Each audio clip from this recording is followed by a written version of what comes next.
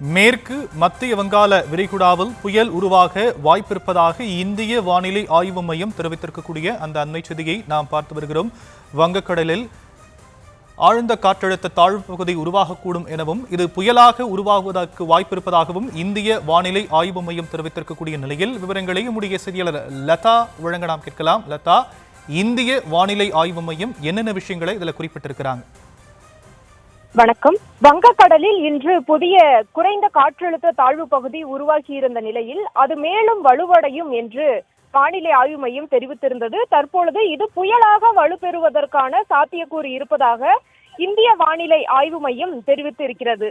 முக்கியமாக தெற்கு அந்தமான் மற்றும் அதனை ஒட்டிய தென்கிழக்கு வங்கக்கடல் பகுதியில் வளிமண்டல மேலடுக்கு சுழற்சியானது நிலவி கொண்டிருந்தது. அது வலுவடைந்து புதிய குறைந்த காற்றழுத்த தாழ்வு பகுதியாக இன்று காலை உருவாகி இருந்தது. தற்பொழுது அது மேலும் வலுவடையும் என்று வானிலை ஆய்வு மையம் தெரிவித்திருந்த சூழலில் அது காற்றழுத்த தாழ்வு மண்டலமாகவும் அதற்கு பிறகு ஆழ்ந்த காற்றழுத்த தாழ்வு மண்டலமாகவும் உருவாகி அதன் பிறகு புயலாக வலுவடையும் என்று இந்திய வானிலை ஆய்வு மையமானது தெரிவித்து இருக்கிறது.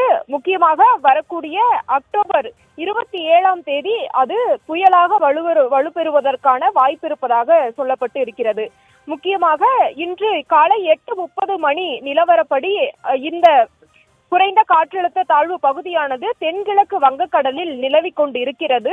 அது மேலும் வலுவடைந்து அக்டோபர் 25ஆம் தேதி தென்கிழக்கு மற்றும் அதனை ஒட்டிய மத்திய வங்கக்கடல் பகுதியில் இது காற்றழுத்த தாழ்வு மண்டலமாக வலுப்பெறக்கூடும் என்றும் அதற்கு பிறகு 26ஆம் தேதி ஆழ்ந்த காற்றழுத்த தாழ்வு மண்டலமாக வலுப்பெறக்கூடும் என்றும் தெரிவிக்கப்பட்டிருக்கிறது. அதே போல அக்டோபர் 27ஆம் தேதி தென்மேற்கு மற்றும் அதனை ஒட்டிய மத்திய மேற்கு வங்கக்கடல் பகுதியில் இது புயலாக வலுப்பெறக்கூடும் என்றும் தகவலாக, அதாவது அதிகாரப்பூர்வ அறிவிப்பாக வானிலை ஆய்வு மையம் தெரிவித்திருக்கிறது. முக்கியமாக இந்த மாதிரி ஆந்திர கடற்கரை நோக்கி இந்த புயலானது நகரக்கூடிய ஒரு நிலை இருந்தாலுமே கூட சென்னை உள்ளிட்ட அதனை சுற்றி இருக்கக்கூடிய மாவட்டங்களுக்கும் இதனால் மழை பாதிப்பு என்பது இருக்கிறது. எனவே அக்டோபர் 27, 28 ஆகிய 2 தேதிகளில் சென்னை, காஞ்சிபுரம், திருவள்ளூர், செங்கல்பட்டு ஆகிய 4 மாவட்ட மழை பொழிவு என்பது